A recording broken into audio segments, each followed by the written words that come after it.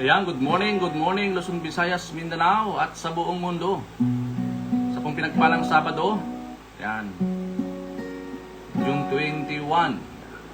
Good morning na po sa bawat isa sa ating mga early bird. Good morning, Kuya Boyet. Ayan, from Saudi Arabia. Magandang umaga. Good morning na po sa lahat, mga kapatid. Purihin ng Diyos sa umagang ito.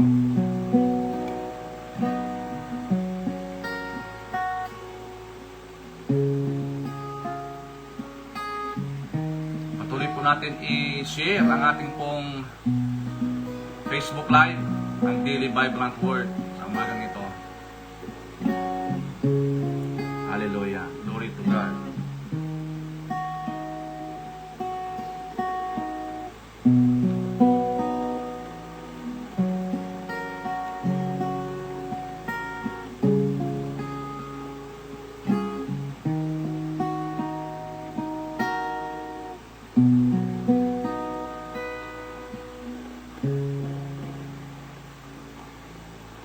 Purihin po ang Diyos sa umagang ito, mga kapatid.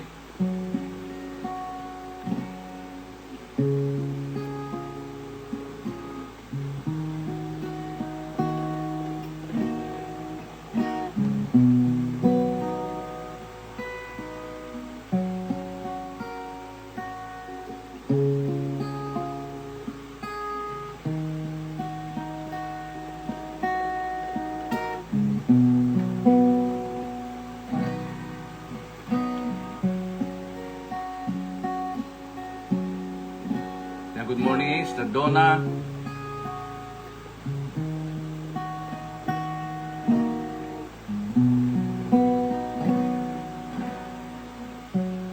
Sister Nilia, good morning. Yan, good morning po sa bawat isa. Sige, tayo po ay good morning, Sister Angie. Bago tayo mag-umpisa, tayo po ay umawit sa ating Diyos. Kawitan po natin ang Panginoon. Sister Alicia, magandang umaga. Lord, we praise you, Lord God. Glorify your name, Lord, today. Po ang aming may taas, maluwalhati, Panginoon, sa umagang ito. Aming pong pagpupuri, pagsamba. Dalahin ko po, Lord, makating sa iyong luklukang trono, Panginoon, aming pong papuri, pagsamba sa umagang ito. Hallelujah. Because you deserve, Lord, the glory, the honor and praise, Lord God. Yes, Lord Jesus. You're so good, Lord.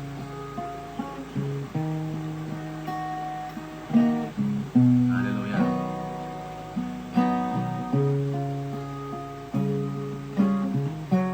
I call you faithful for the promises you give in every need you meet.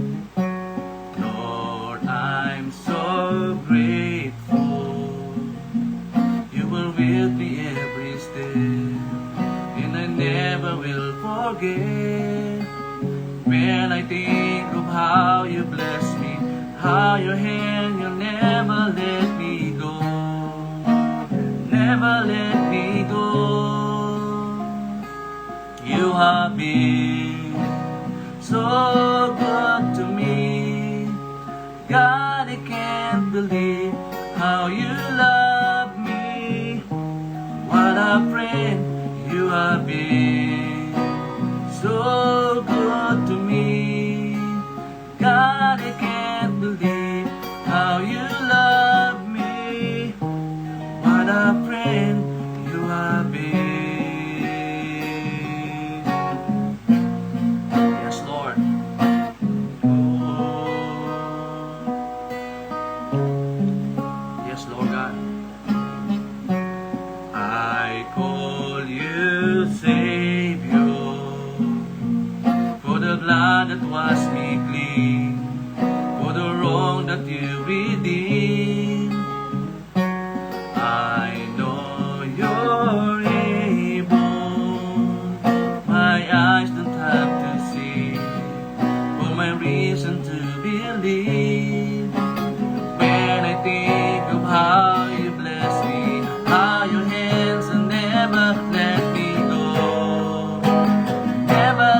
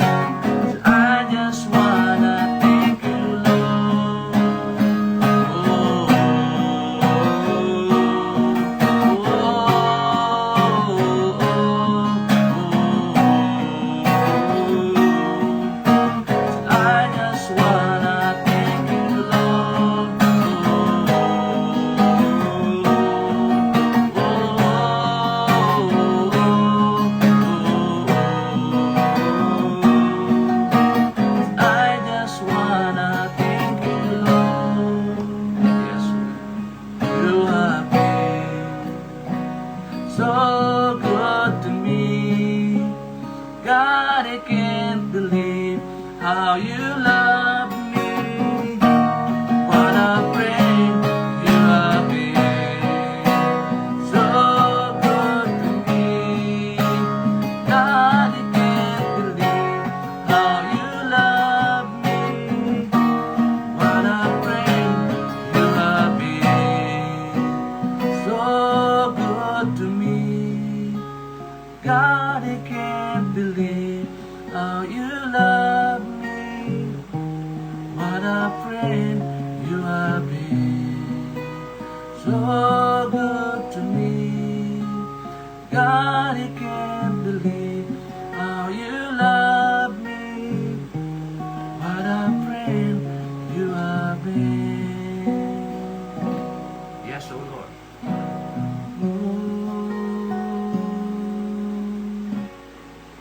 Purihin ka, Ama, sa umagang ito. Dakilain ang iyong pangalan. Salamat, O Lord, sa iyong kabutihan. Salamat sa iyong pag-ibig na walang humpay, di nagmamaliw. Marami pong salamat.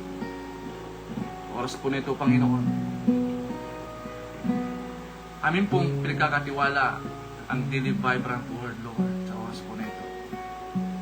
Dalahin ko, Panginoon, na itong platform na ito, O Lord, ay magamit mo mightily, Lord. Pagpapahayag ng iyong salita, marami pong mapagpala sa larangan po ng aming Daily Vibrant Word, Lord. Salamat, Ama, samahan niyo po lamang kami sa araw po na ito, Panginoon. Gawin niyo lamang po kami karapat-dapat, Panginoon, sa araw po na ito. Lord, wala po kaming naising kundi may bigay namin ang aming buhay sa iyo bilang mabangong samiyo, handog, Panginoon, sa iyong harapan. Kaya naman, Lord, sa oras po na ito, maghari po kayo, Panginoon. Hallelujah. Maghari po kayo, Panginoon, Lord, sa aming mga buhay, Panginoon, sa oras na ito. Hallelujah, in Jesus' name. Nadangan ko po anong plano gawa ng kaaway sa pangalan po ni Jesus. Lord, sa iyo lamang lahat ng papuri. Walhati sa pangalan ng Jesus. Amen. Amen. Ayan, good morning na sa lahat ng mga naka-online na. Yan. Father, good morning na po, Brother Nilito. Brother, Sister Aluna. Yan, good morning. Sister Alicia. Sister Judith. Sister Jonah, good morning. Yan, sa pong pinagpalang umaga ulit. Pastor John, good morning. Yan. Sabado ng umaga, mga kapatid, no? June 21, 2025. Napakabilis po ng panahon. So without further ado, tayo po ay mag-umpisa na sa ating pong tatalakayin, pag-uusapan sa araw po nito. Ang ating pong topic ay pinamagatan natin na nasa Great Tribulation ka ba ngayon? Okay? Nasa Great Tribulation ka ba ngayon? Ang ating pong text sa Matthew 24:21. Sabi po dito, for then there will be a great tribulation, such as has not been from the beginning of the world until now, no and never will be. Sa Tagalog, sapagkat sa mga araw na iyon, ang mga tao'y magdaranas ng matinding kapighatian, hindi pa nararanasan mula ng likhain ang sanlibutan hanggang sa ngayon, at hindi na mararanasan pa kahit kailan. Purihin po ang salita ng Diyos sa oras po na ito. So nasa Great Tribulation ka ba ngayon? Ngayong araw po na ito. Pag sinabi kasing Great Tribulation, o tinatawag nating Ellipsis Megale, no? Ito po ay na-mention sa Matthew 24:21. It refers to a period of intense suffering and persecution. While interpretation vary, it reminds us that following Christ may involve trials. Yet, Scripture assures us that God remains sovereign. Sovereign, even in suffering for the believer. Tribulation is never the end. Take note, tribulation is never the end. It is the stage on which God's faithfulness shine brightness. Kaya nga ang tanong, nasa Great Tribulation ka ba ngayon? Titingnan natin ang mundo po natin ngayong panahon, ngayong araw na ito. Titingnan natin ang bali 7 days na ang nanggaganap na digmaan sa pagitan ng Iran at ang Israel.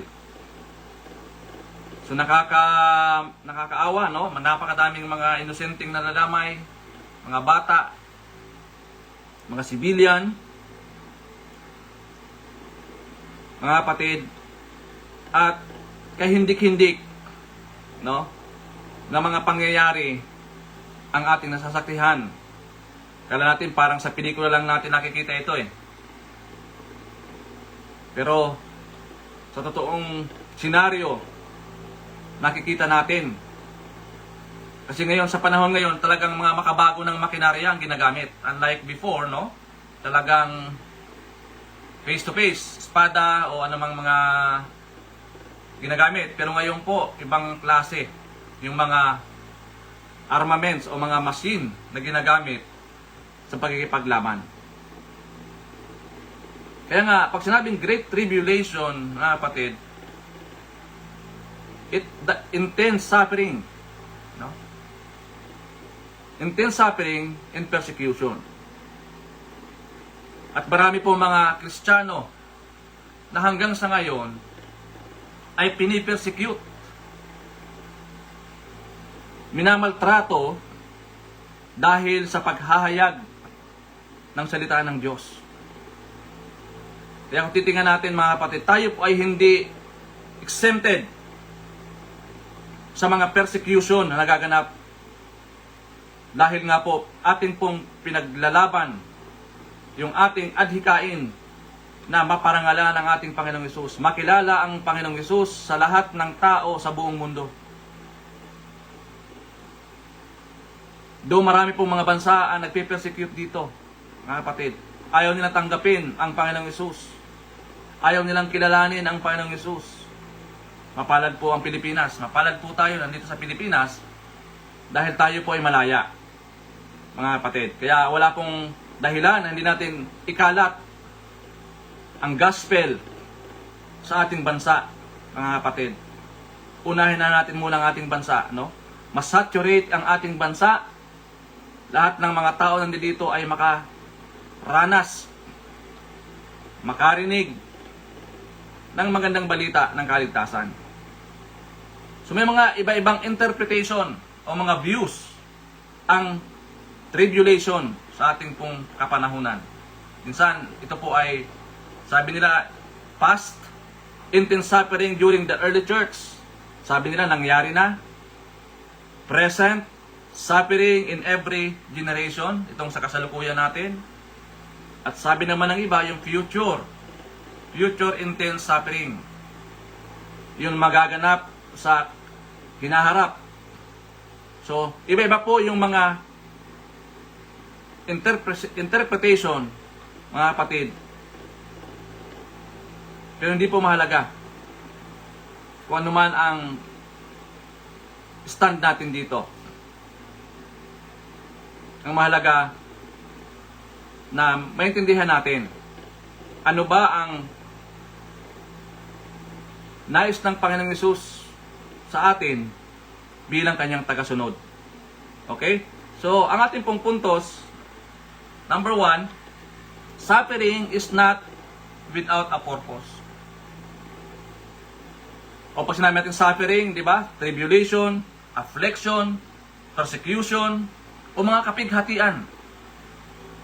Since the beginning of time, mga kapatid, after the fall of men, after na po na nahulog sa kasalanan yung unang tao, nagkaroon na po tayo ng intense suffering. Diba? Nakaranas na po tayo ng matinding kapighatian during the time, hanggang sa kapanahon na natin. Pero may purpose po ito. Sabi po ng ating unang punto, suffering is not without a purpose. Tandaan natin, lahat ng mga suffering, persecution, kapighatian, affliction sa buhay mo ngayon, ibig sabihin, may purpose yan.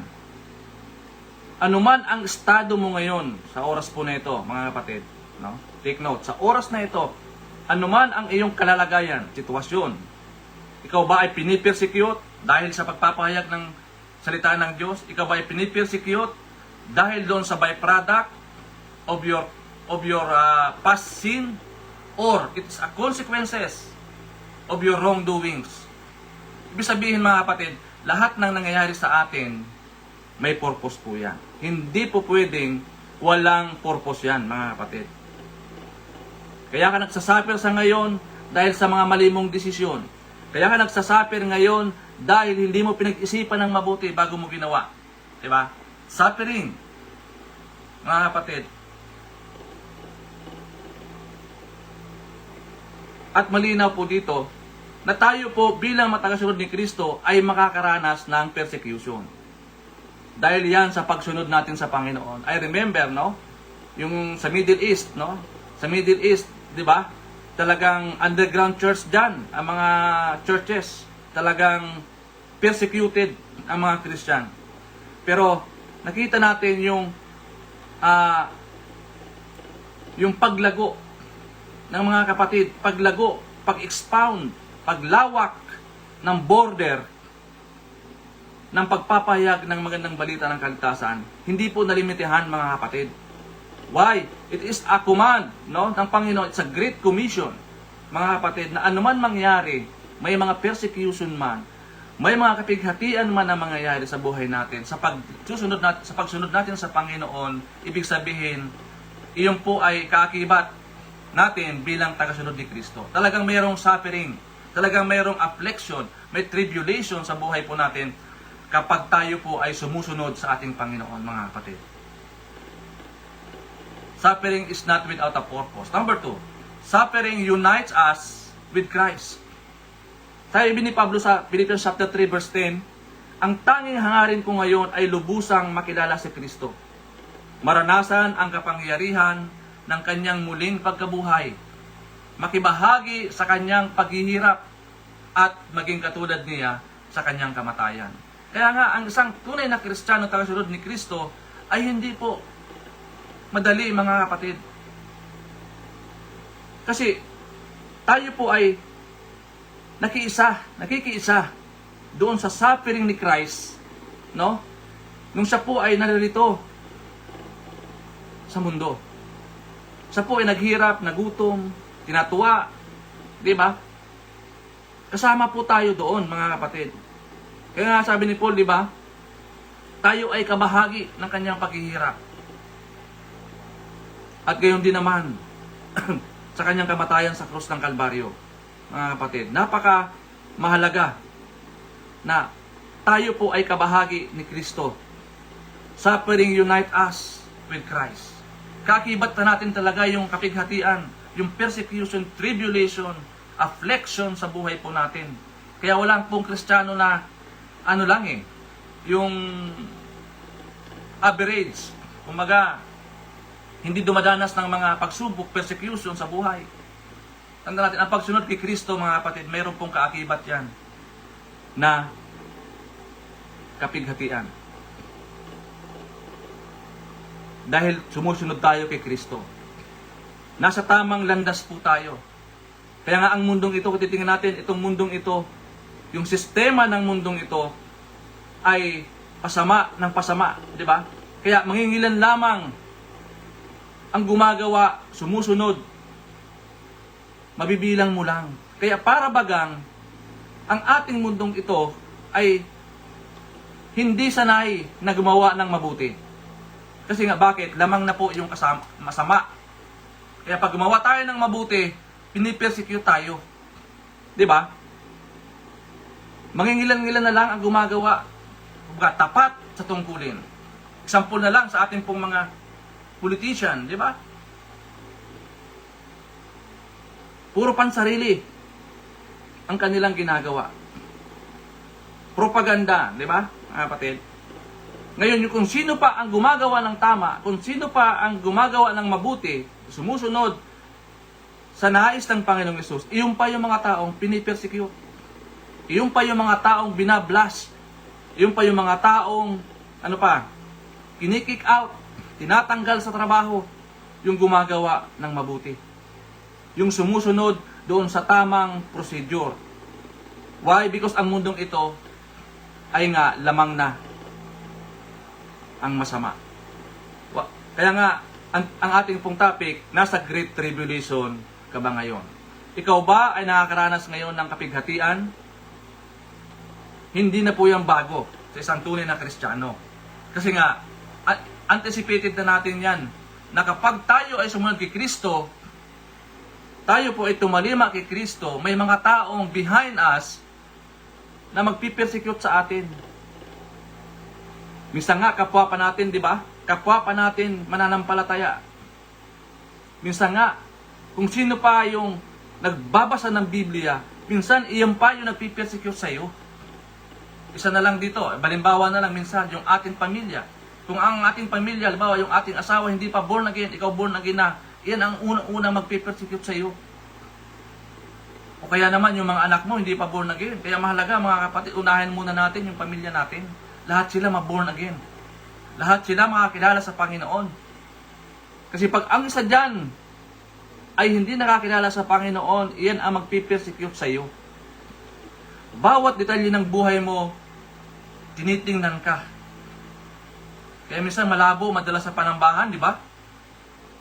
Kasi ikaw mismo ay hindi nakikitaan ng pagiging born again.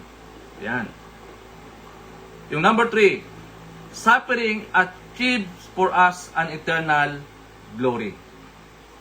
Tanda natin mga kapatid, sabi ni Paul sa 2 Corinthians chapter 4 verse 17, ang bahagya at panandaliang kapighatian, dinaranas namin ngayon ay magbubunga ng kagalakan walang hanggan at walang katulad. Tandaan natin mga kapatid, anuman ang kalalagayan natin ngayon, tayo ba ay pinipersecute sa pagsunod kay Kristo? Sabi po dito, meron pong implication yan for eternal glory. Mga kapatid, kaya huwag tayong malulungkot o mabibigla dahil lahat ng ito pagdadaanan natin. At ang Panginoong Hesus nangako, no? Na ito'y magbubunga. After mong napagtagumpayan ito'y magbubunga ng kagalakang walang hanggan at walang katulad. Mayroon pong reward, mga kapatid.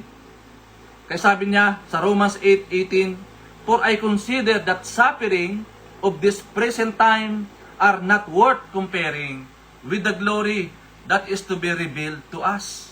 Kaya nga, tayo po na tagasunod ni Kristo, hindi na tayo na surprise.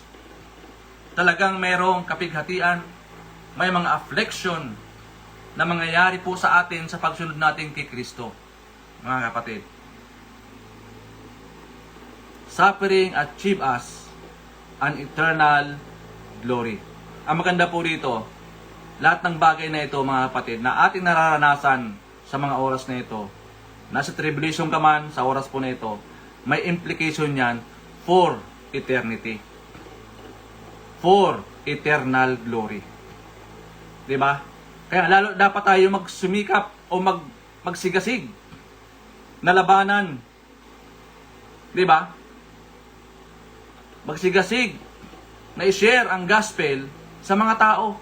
Kasi meron palang eternal glory. May nag-aantay para in eternity. Diba, mga kapatid? Kaya hindi po nawawala ng kabuluhan yung ating mga pagpapagal sa mundong ito. Lahat po yan nakasulat. Yan. So, paano natin i-apply? Number 1, consider suffering a pure joy. Sabi po ni James, chapter 1, verse 2 to 4, consider it pure joy, my brothers and sisters, whenever you face trials of many kinds, because you know that the testing of your faith produces perseverance. Let perseverance finish its works, so that you may be mature, and complete, and lacking anything. Consider it pure joy daw. Yung mga persecution, yung mga affliction na nangyayari po sa atin, mga kapatid. Kasi alam natin na talagang mararanasan natin ito, mga kapatid. Kaya nga sabi niya, consider it pure joy. Diba? Mga kapatid, para lalo tayong mag-apoy, magpatuloy, magsigasig sa pagsishare ng magandang balita. Number 2, participate in Christ's suffering. Alam naman natin na si Kristo pa nag-suffer. Diba? Dahil sa atin. Sabi ni Paul kay Timoteo, 2 Timothy chapter 3 verse 12, gayong din naman ang lahat ng nagnanais mamuhay ng matuwid bilang tagasunod ni Kristo, Jesus ay daranas ng mga pag-uusig. Gaya ng aking nabanggit kanina pa, mga kapatid.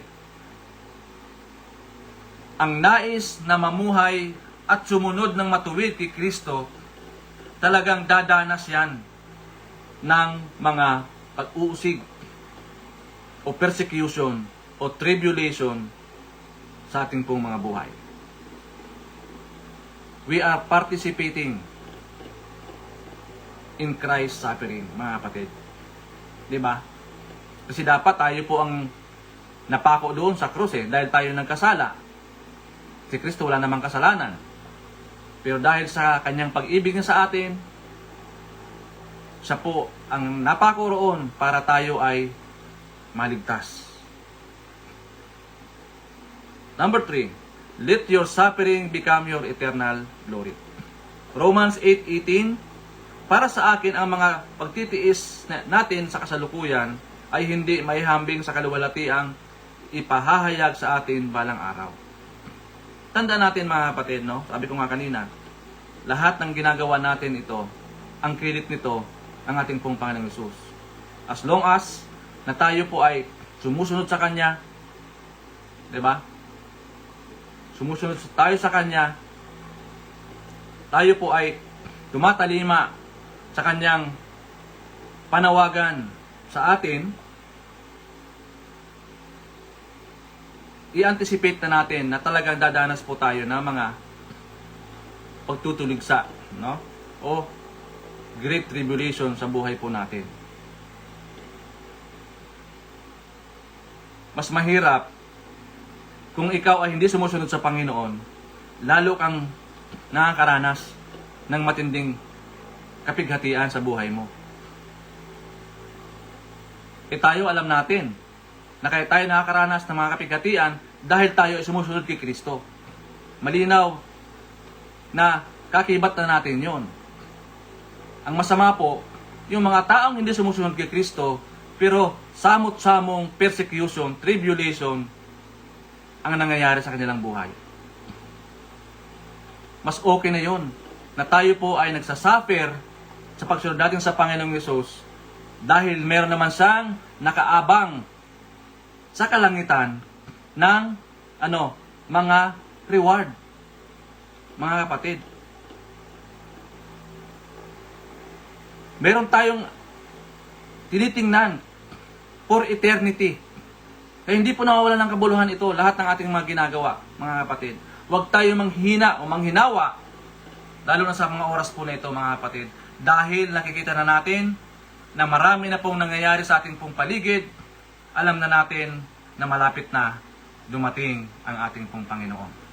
Kaya lalo tayo magsumikap, magsigasig.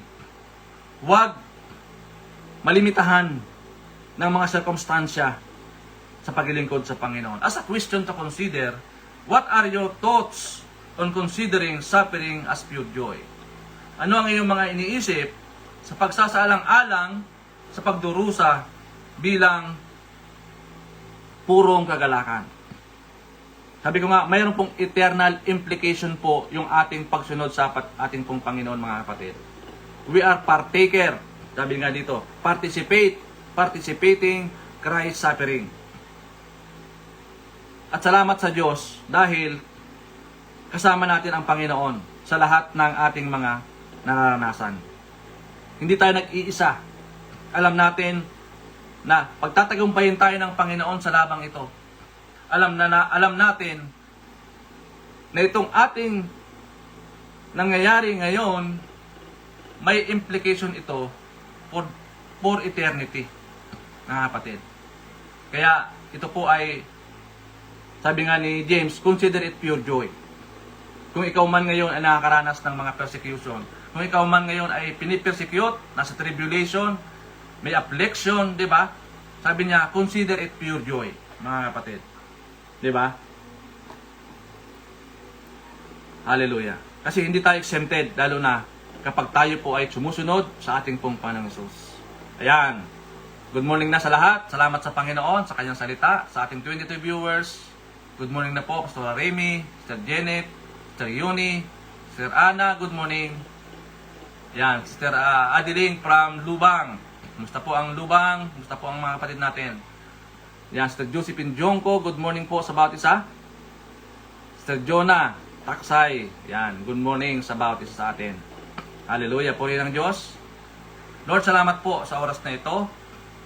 Thank you, God, for giving us boldness to stand firm in a heart that overflows with hope. Use my life, Lord, as a testimony of your power and hardship. I cling to you, your promises, knowing that nothing can separate me from your love. Salamat, Ama, sa oras po na ito. Hindi po kami maghihinawa na patuloy kaming sumunod at mag-share, tumalima sa iyong panawagan, Panginoon. Kahit na po may mga persecution, may mga tribulation, may mga affliction sa aming mga buhay, alam namin na mayroon pong greater glory in eternity. Salamat, Ama, binibigyan mo kami ng kalakasan para mapagtagumpayan namin lahat ng hamon sa aming buhay sa pagsunod sa iyo. Salamat po, Diyos, na minsan pa, you are so good to us, Panginoon. Lord, that our labor in the Lord will not in vain. Thank you so much, Lord. Alalahanin mo din po, Panginoon, ayon po mga kapatid ngayong araw na ito, na sila po ay nakakaranas ng mga persecution, hardship, may mga sakit karamdaman, Panginoon. Ang dalangin ko, hipuin niyo po sila. Ipadaloy ang kagalingan na nagmumula sa iyo. Kundi, Lord, sa mga kapatid namin na may mga anxieties, depression, hindi alam kung ano ang gagawin. Lord, give them joy, give them peace, give them wisdom, Lord, that comes from you. Hallelujah, in Jesus' name. Kundi, Lord, sa akin pong mga kapatid na gidiwang ng kanilang mga kaarawan, sa araw po na ito, even anniversaries, Lord, patuloy mo po silang pagpalain, Panginoon, exceedingly, and abundantly, above all we ask or imagine, according to the power that works within us. Thank you so much, Father God, today. Bless this day that you have made, and we will rejoice and be glad in it. Salamat, pinupuri ka namin sa salamatan, all the glory, honor, and praise in Jesus' name. Amen and amen. Salamat po, mga kapatid, and to God be all the glory. God bless.